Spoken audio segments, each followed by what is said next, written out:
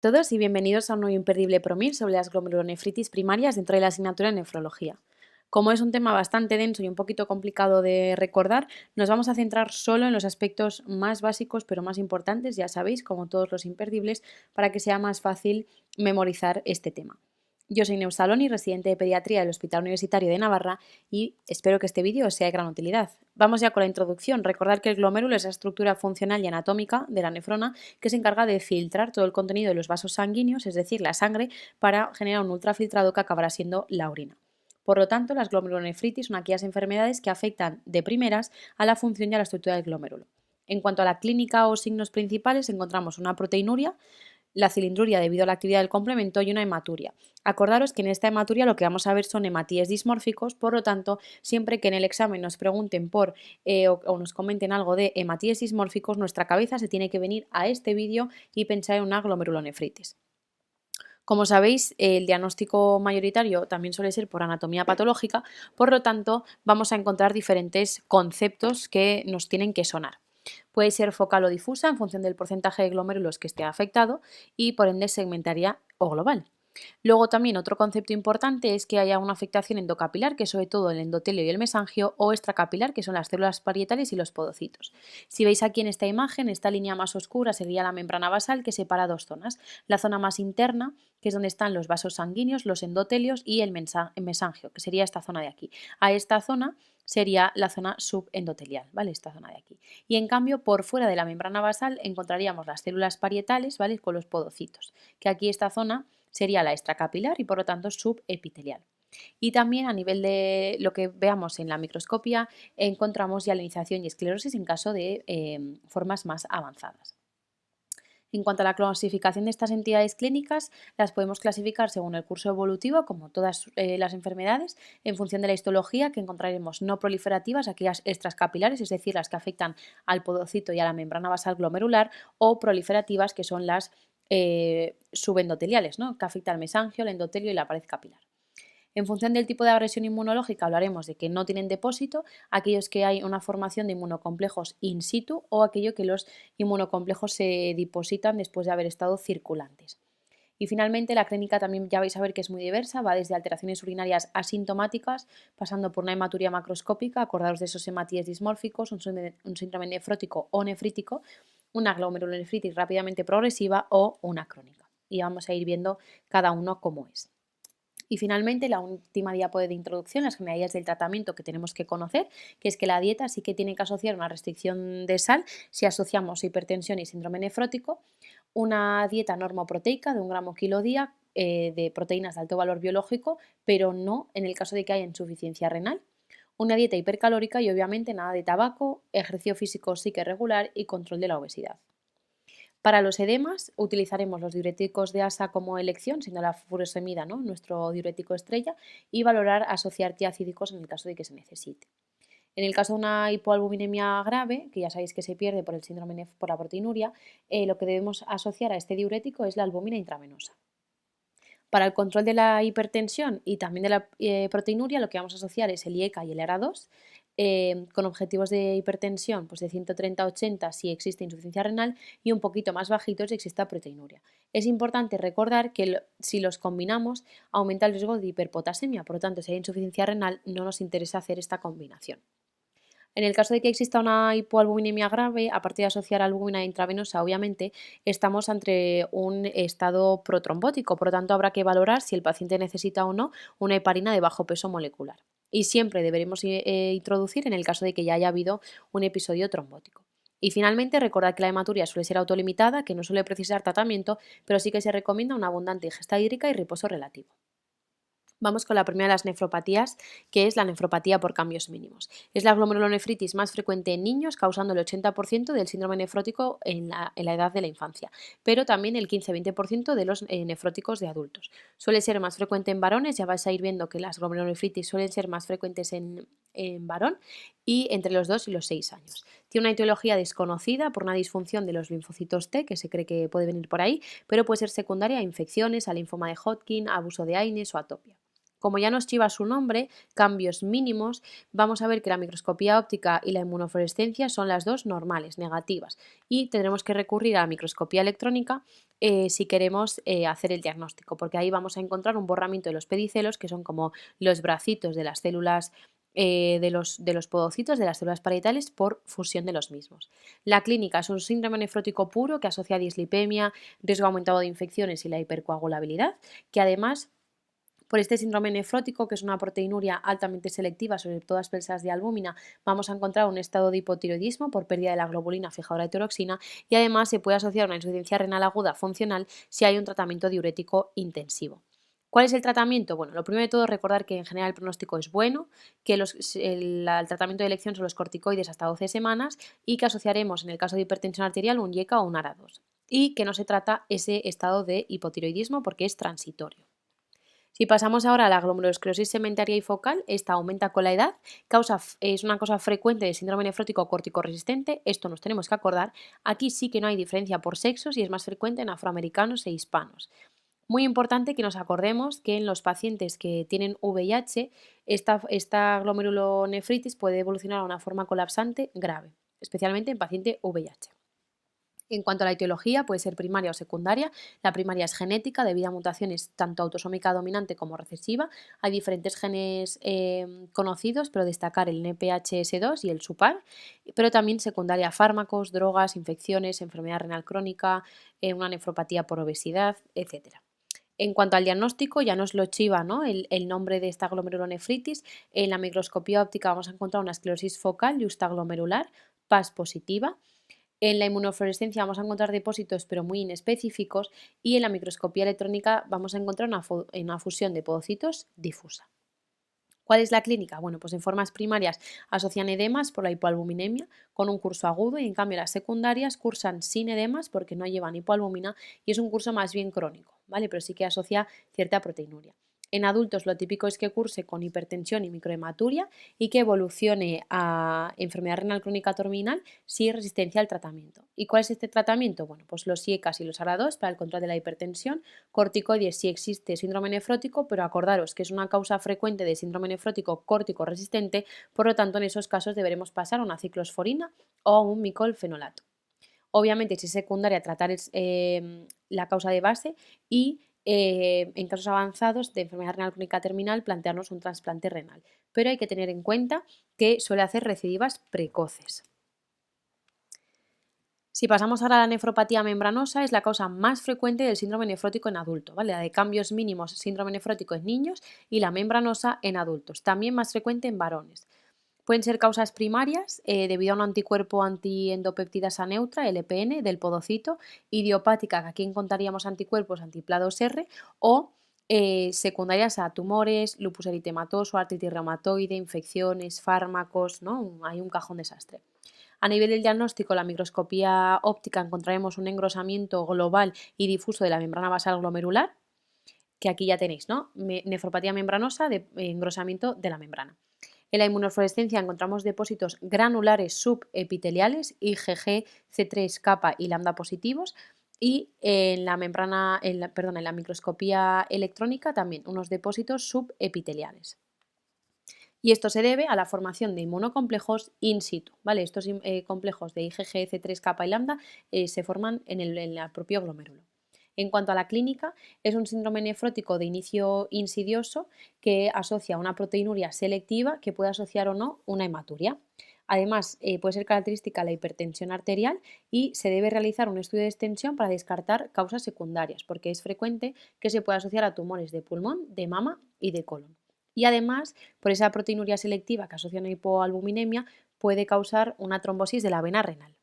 El tratamiento, suele haber una revisión espontánea en 6-12 meses, o sea que se puede esperar, pero si vemos que no responde, se pueden plantear ciclos de 6 meses de corticoides y ciclofosfamidas alternos. Esta medicación no se puede utilizar en caso de enfermedad renal crónica avanzada. Si vamos a otra glomerulonefritis muy importante y que tenemos que conocer el caso clínico, es la nefropatía mesangial IgE.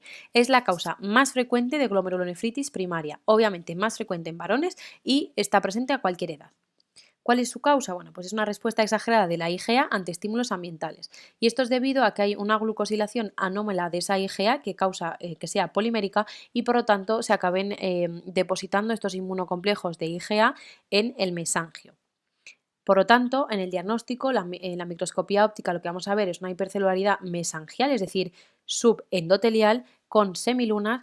En la inmunofluorescencia vamos a ver esos depósitos mesangiales de IgA, C3 y properdina, que es muy característico, y en la microscopía electrónica vamos a ver esos depósitos electrodensos, mesangiales y subendoteliales. ¿Cuál es la clínica? Bueno, pues la mayor parte son alteraciones urinarias asintomáticas, pero sí que es verdad que hay una entidad que tenemos que conocer muy bien, que es la enfermedad de Berger, que son episodios de hematuria macroscópica asintomática recidivante después de infecciones de vía respiratoria alta y ejercicio. Además, también puede asociar en algún porcentaje de casos síndrome nefrótico o síndrome nefrítico, aunque este último menos frecuente, ¿vale? O sea que si nos hablan de una hematuria macroscópica que sucede después de una infección, un catarro o de haber hecho mucho ejercicio, estaremos delante de una enfermedad de Berger, que es una nefropatía mesangial tipo IgA. El tratamiento es importante recordar que no evita el depósito de estos inmunocomplejos IgA mesangiales y por lo tanto va a ser un poquito más sintomático. Si tenemos hipertensión arterial, ya sabéis, IECA o ARA2, corticoides en el caso de que exista síndrome nefrótico o hipertensión arterial con proteinuria e insuficiencia renal, y en el caso de que existan semilunas extensas vamos a unir el corticoide con la ciclofosfamida. Importante que en el caso de que exista mal pronóstico, que es aquello que es una hipertensión arterial marcada, proteinuria persistente, que el debut sea en un varón adulto, que ya tenga insuficiencia renal diagnóstico, lo que deberemos añadir es los ácidos grasos de omega 3.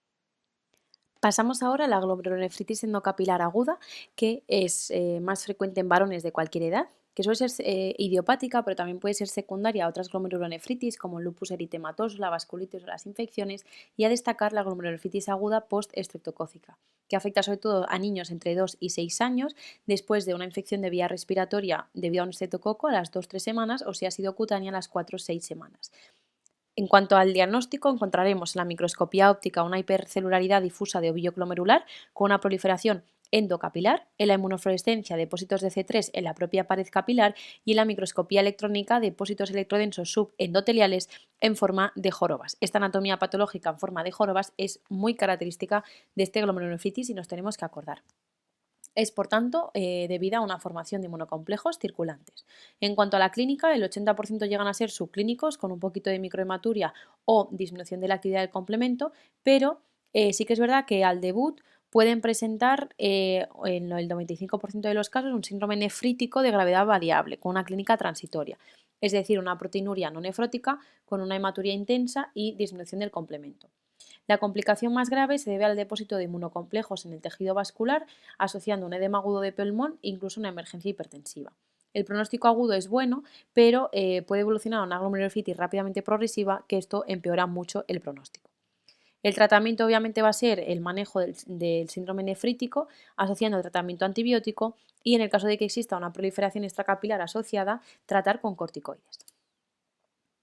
En cuanto a las glomerulonefritis mesangiocapilares, es un grupo de nefropatías con un sustrato histológico similar, pero de etiología diferente. Entonces, en la glomerulonefritis mesangiocapilar tipo 1, lo que vemos son depósitos de inmunocomplejos circulantes, IgG, IgM, C3 y C4, tanto en el mesangio como subendotelial. La tipo 2, que es la enfermedad de depósitos densos y la que más nos tiene que sonar, es un depósito exclusivo de C3 a nivel de mesangio e intramembranosos, y la tipo 3 son depósitos en todos los niveles, mesangio, subendotelial y subepitelial. También es importante recordar que estas glomerulonefritis pueden ser secundarias a infecciones, a destacar el virus de la hepatitis C, esto es muy importante, secundaria a patología autoinmune, disproteinemias, hepatopatías, ALSU, una nefropatía diabética, etc. La clínica obviamente es muy variable, ya sabéis que como hay diferentes tipos va a variar un poquito, pero lo más frecuente es que sea un síndrome nefrótico, pero también puede ser un síndrome nefrítico, una macrohematuria recidivante. Además también nos tenemos que acordar que pueden asociar alteraciones oculares y que tiene la tasa de recaída de trasplante mayor, ¿vale? Entonces, si nos preguntan cuál es la glomerulonefritis que más recae después del trasplante, es la mesangiocapilar. Y también se puede presentar como alteraciones analíticas urinarias asintomáticas. Es importante tener en cuenta que el 80% asocia a una hipertensión arterial grave y que esto genera mal pronóstico porque pueden evolucionar a enfermedad renal crónica terminal hasta en un 50%. El diagnóstico. En la microscopía óptica también vamos a encontrar un hallazgo muy característico que nos tenemos que acordar, que es una celularidad mesangial y endocapilar aumentada con una imagen de dobles contornos en raíl por engrosamiento de paredes capilares y depósitos en la membrana basal.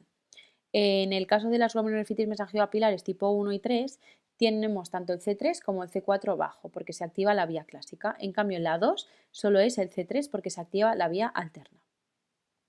Por lo tanto, por esta afectación del complemento, tendremos que valorar estudiar defectos genéticos y adquiridos de la alteración de la vía del complemento. Y en cuanto al tratamiento, la 1 y la 3, que son los que activan la vía clásica, utilizaremos corticoides y ciclofosfamidas solo en casos graves, planteándonos el rituximab en casos de casos resistentes. Si es secundaria a una disproteinemia, utilizaríamos el rituximab. Y sobre todo destacar que en el caso de la tipo 2, la enfermedad de depósitos densos, utilizar el eculizumab, que es un anticuerpo contra el componente 5 del complemento. Si vamos ahora a las glomerulonefritis extracapilares rápidamente progresivas, también encontramos diferentes tipos, a destacar la tipo 3, que es más frecuente en edad avanzada, y la tipo 1, que es en hombres jóvenes, pero también en mujeres de edad avanzada. El diagnóstico es obligatorio hacer una biopsia renal y lo que vamos a encontrar es una proliferación extracapilar con semilunas, una insuficiencia renal rápidamente progresiva que asocia una proteinuria no nefrótica con cilindros hemáticos y granulosos, hematuria y alteración de la analítica, ¿vale? ¿Y por qué? Bueno, pues porque esta glomerulonefritis asocia como característica que da clínica sistémica, con fiebre, artralgias, mialgias, astenia, y de ahí que se eleve se altere la analítica. La hipertensión arterial es poco frecuente, pero sí que puede asociar y es característico la hemoptisis por edema pulmonar, infección y hemorragia pulmonar. Y además, esa insuficiencia renal rápidamente progresiva nos puede dar síntomas asociados a la uremia. ¿Cuál es el tratamiento? Bueno, pues de inducción los corticoides y la ciclofosfamida y de mantenimiento vamos a utilizar la cetoprina o el micofenolato. En casos refractarios nos podemos plantear el rituximab o el infliximab, inmunoglobulinas y la plasmaféresis. Aquí os dejo una tabla de las glomerulonefritis extracapilares. Ya hemos dicho que hay tres tipos. La tipo 1, que es la que puede asociar hemorragia pulmonar, que son semilunas, pero en igual estadio de evolución, con una compresión glomerular. En la inmunofluorescencia encontramos un depósito lineal en la membrana basal y como marcadores destacar que tiene los anticuerpos antimembrana basal glomerular y sin afectación del complemento. La tipo 2, que suele ser idiopática o secundaria a otras infecciones o glomerulonefritis primarias, la microscopía óptica es similar al tipo 1, es decir, semilunas en igual estadio de evolución. Aquí los depósitos, en vez de ser lineales, son granulares y los marcadores son los propios inmunocomplejos. Como veis, en función del tipo de depósito que tenga de complemento, sí que puede estar disminuido. Y finalmente la tipo 3, que es idiopática o debido a una vasculitis de vaso pequeño. Aquí la diferencia es que las semilunas están en diferentes estadios evolutivos y además asocia granulomas y una necrosis fibrinoide sementaria.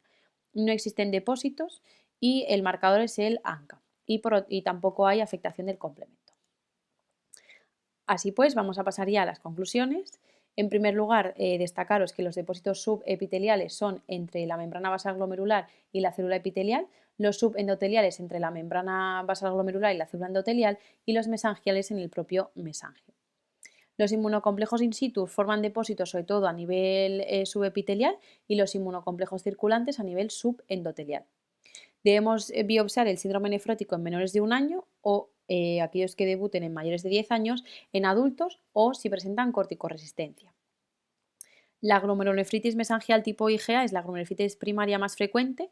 La nefropatía por cambios mínimos es la causa más frecuente de síndrome nefrótico en niños y la membranosa en adultos. Que la enfermedad de Berger, acordaros que es ese subtipo, ¿no?, de la mesangial tipo A, que son episodios de macrohematuria recidivante en relación temporal con un proceso infeccioso o mucho ejercicio, pero ojito, porque aquí hay una diferencia, ¿no?, que es que la glomerulonephritis endocapilar aguda, que era la de la infección por el estreptococo, aparece tras un periodo de latencia, ¿vale? En función de si ha sido una infección respiratoria o cutánea va a ser mayor o menor, pero la enfermedad de Berger va más seguido sin tanto periodo de latencia. La glomerulonefritis extracapilar representa el daño más agresivo, siempre tiene que asociar una biopsia renal donde vamos a encontrar esas semilunas y se necesita un diagnóstico y un tratamiento precoz. La nefropatía por cambios mínimos, que es la glomerulonefritis más frecuente en niños, solo vamos a encontrar alteraciones en la microscopía electrónica con ese borramiento de pericelos y asocia a un síndrome nefrótico puro altamente selectivo con tratamiento corticoideo durante 12 semanas. Y también vamos a destacar que la glomerulosclerosis segmentaria y focal es la causa más frecuente de síndrome nefrótico córtico resistente, que las formas primarias cursan con edema, pero las secundarias no, que el tratamiento son los IECA, los ARA2 y corticoides se asocia síndrome nefrótico y que está muy asociada al VIH, acordados de esa forma colapsante, y a la raza negra. En la nefropatía membranosa, que hemos dicho que era la causa más frecuente de síndrome nefrótico adulto, la primaria suele ser por anticuerpos, que son in situ, y la secundaria se asocia a un síndrome nefrótico insidioso con hematuria. También asocia una trombosis de la vena renal y que hay que realizar un estudio de extensión de tumores, ¿vale? Sobre todo de pulmón y de mama, y que si no hay una causa desencadenante suele ser una remisión espontánea, pero que si no debemos optar por un tratamiento con corticoides y con ciclofosfamida. La nefropatía mesangial IgA, que ya la hemos mencionado varias veces, es la causa más frecuente de glomerulonefritis primaria en varones a cualquier edad, que existe un depósito mesangial de la IgA que es polimérica, está alterada, que puede ser asintomático, pero si no, asocia esos brotes de hematuria con las infecciones y solo la deberemos tratar en caso de que asocie síndrome nefrótico o hipertensión arterial, que en ese caso utilizaremos los corticoides. Lo que tenemos que recordar es la glomerulonefritis endocapilar aguda, que el prototipo, ¿no? Esas hematurias tras la infección de la infección del estreptococo, sobre todo en niños, puede ser subclínico, asociado a una proteinuria pero que no es nefrótica y un hipocomplementemia. Además, esos depósitos nos tenemos que acordar que es en jorobas y que el tratamiento es antibiótico y asociar corticoides si existe proliferación histológica. Y las dos últimas, la glomerulonefritis en mesangiocapilar, que es un grupo heterogéneo de glomerulonefritis, que pueden ser secundarias, destacar la infección por el virus de la hepatitis C, que las de tipo 1 y 3 asocian un depósito tanto de complemento como de IgG, y de la tipo 2 solo C3. La clínica es muy variable, pero sí que destacar la hipertensión grave y que en la microscopía óptica nos tenemos que acordar de la imagen de doble contorno. Y finalmente, la glomerulonefritis extracapilar, que la más frecuente es la tipo 3, que sobre todo en mujeres de edad avanzada, obligatorio la biopsia renal, que aparecen las semilunas, que acordaos que la tipo y la 1 y la 2, las semilunas estaban en el mismo estadio de evolución y en la 3 en diferente estadio, que suele haber un anticuerpo antimembrana basal glomerular en el caso de la tipo 1. En la tipo 2 solo encontraríamos los inmunocomplejos y en la tipo 3 el marcador es el ANCA. La clínica puede ser sistémica y con hemoptisis, hay poca hipertensión arterial y el tratamiento de inducción es con corticoides y ciclofosfamida y de mantenimiento la cetoprina o el micofenolato. Y bueno, hasta aquí este imperdible, sé que ha sido denso, pero bueno, espero que os ayude a tener las ideas un poquito más claras, más resumidas y poder afrontar mejor todas las preguntas. Muchísimo ánimo y nos vemos en el siguiente.